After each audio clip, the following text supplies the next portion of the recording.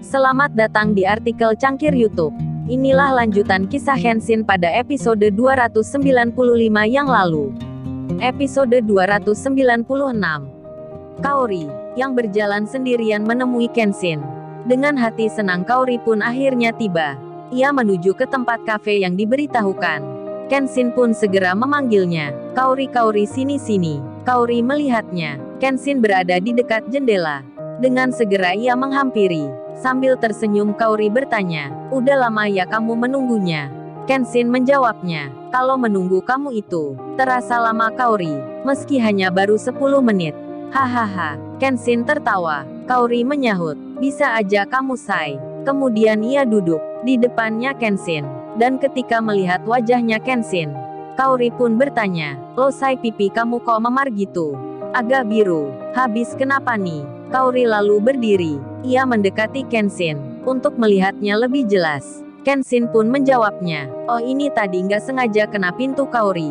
Nggak mengapa, luka biasa." Kaori pun bicara, "Gini kok luka biasa sih, Sai? Tapi apa iya kena pintu kok sampai gini?" Kaori mulai curiga. Ia merasa janggal dengan penjelasan Kenshin. Namun Kenshin itu segera mengalihkan pembicaraan. Ia malah bertanya ke Kaori, Kaori, mana rotinya? Katanya ada yang spesial. Kok nggak dibawa ke sini sekalian?" Karena pertanyaan itu, Kaori tak melanjutkan curiganya. Ia lalu menjawab, "Oh ya, kalau itu emang ada, Sai. Tapi entar di rumah aja ya. Masa aku harus bawa roti ke sini?" Kenshin bicara lagi, "Kamu pesan apa Kaori? Teh susu atau kopi?"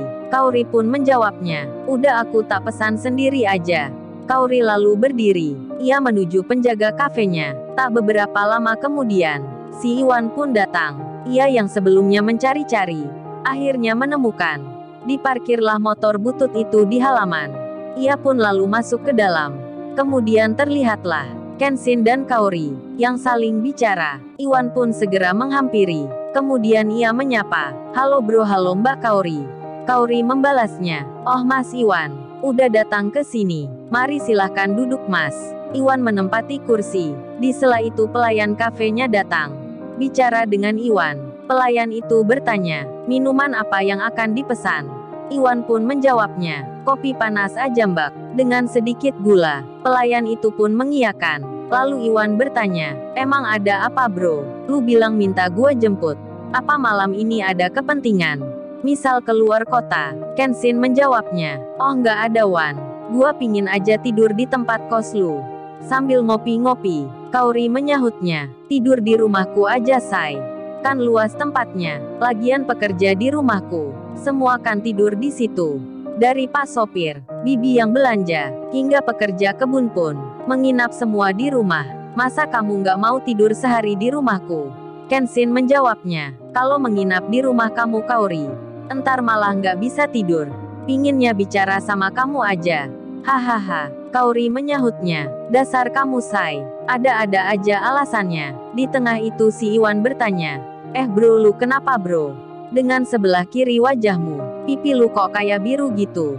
Kayak memar." Kenshin menyahutnya. Dengan santai ia menjawabnya, "Oh, ini tadi kena pintuan." Kaori pun jadi memperhatikan lagi. Namun Iwan segera bilang, "Kena pintu kok gitu bro? Lu jangan bicara bohong sama gua bro.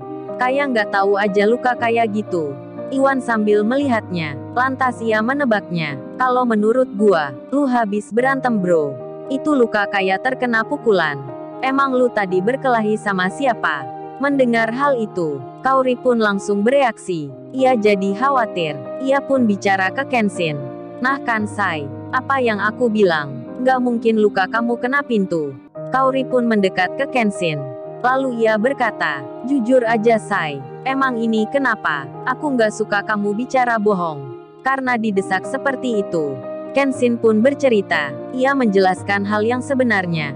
Ia mulai bicara, "Oh ini Kaori, sebenarnya tadi, waktu habis membagikan bingkisan itu ke anak yatim, aku hendak akan pulang, tapi mampir sebentar, karena ada keramaian di daerah situ.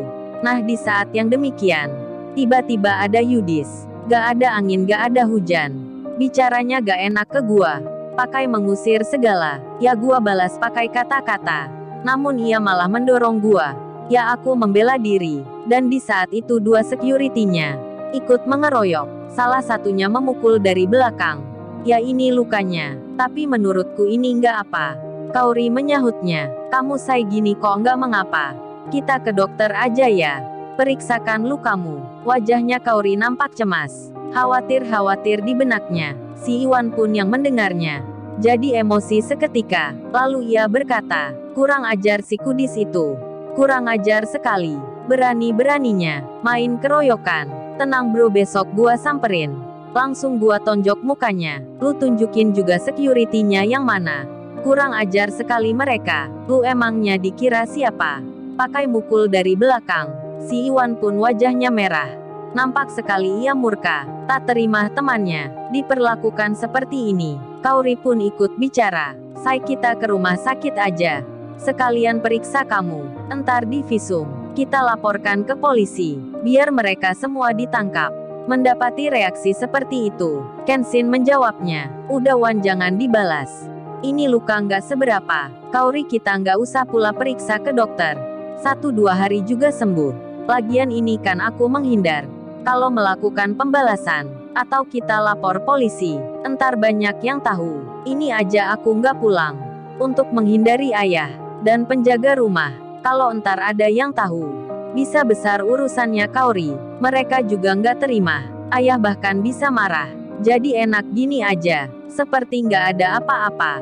Kaori malah berkata, kalau gitu entar aku bilang ke ayah aja ya say. Baiknya ini gimana? Kenshin menyahutnya. Kaori, kamu malah bilang ke ayah. Kan sama saja itu. Iwan pun lalu bicara. Oke bro, gua mengerti maksud lu. Gua bersabar aja dulu. Tapi nanti kalau ketemu kudis, gua gak bisa nahan bro. Pingin berantem dengannya. Dan Kenshin memberitahukan agar Kaori dan Iwan menjaga rahasia. Mereka pun bisa mengerti. Namun Kenshin terlupa. Ia tak berpesan ke Rena. Terlebih lagi ke Niken yang tadi juga melihatnya. Di tengah itu, handphonenya Kenshin berdering. Ayahnya menghubungi. Ken, gimana Ken, sudah kamu berikan? Kenshin menjawabnya. Oh itu sudah semua ya. Ini baru saja selesai. Ayahnya menyahut. Ya udah kalau gitu kamu pulang saja. Ini sudah malam. Kenshin lalu bilang. Oh ini ya Kenshin, malam ini menginap di tempatnya Iwan. Mungkin sampai besok malam. Ayahnya pun menjawab, ya udah kalau gitu, hati-hati aja di jalan. Setelah beberapa waktu, Kenshin memutuskan selesai di kafe tersebut. Karena saat itu, jam hampir di pukul 10 malam. Kenshin bicara, Kaori ayo kita pulang. Aku antar sampai rumahmu. Sekalian titip mobilnya. Dan Kaori pun mengiyakan. Mereka pun keluar. Si Iwan naik motornya. Ia mengikuti dari belakang. Kenshin bersama Kaori ada di mobilnya. Tak lama kemudian, hanya berselang beberapa saat, karena jaraknya yang memang dekat, Kenshin pun tiba di rumahnya Kaori. Mobilnya dimasukkan ke halaman. Sedang Kenshin dan Iwan menunggu di luar. Ketika itu Kaori bilang, nggak masuk aja dulu bentar. Kenshin menjawabnya, nggak usah Kaori, ini kan udah malam. Lagian entar ganggu ayah dan mama istirahat. Kaori lalu bilang, kalau gitu tunggu bentar ya. Aku ambilkan rotinya, entar dimakan di tempatnya Mas Iwan. Kenshin mengiyakan, dan Kaori mengambilkan roti itu. Setelah hal tersebut, Kenshin dan Iwan meninggalkan rumahnya Kaori. Di lain tempat, si Rena, yang sehabis menghadiri acaranya Yudis. Ia yang di rumahnya sendiri, merasa khawatir pula. Ditelepon nomornya Kenshin berkali-kali. Namun semenjak tadi, nomor yang dihubungi sedang tidak aktif. Rupanya Kenshin mematikan handphonenya. Ia hanya memakai nomor yang sama dengan Kaori yang dibelinya kemarin. Begitu pula dengan Niken yang kerja di perusahaan milik ayahnya Kenshin. Niken pun mengingat kejadian yang di waktu tadi. Kok bisa security itu mengeroyok Kenshin yang tak lain tuan muda, anaknya orang kaya? Apa mereka belum tahu? Atau gimana ya? Kan Yudis itu sudah tahu siapa Kenshin. Kok masih memusuhinya? Niken bertanya-tanya. Mungkin Yudis cemburu karena ceweknya yang dekat dengan Kenshin, hingga ia membencinya. Kemudian, karena hal tersebut, Niken pun mengirim pesan lewat sebuah WhatsApp. Ia bercerita ke temannya tentang hal itu, tentang Kenshin. yang dianiaya oleh security. Lalu, bagaimana kisah selanjutnya? Subscribe channel ini untuk episode berikutnya. Terima kasih.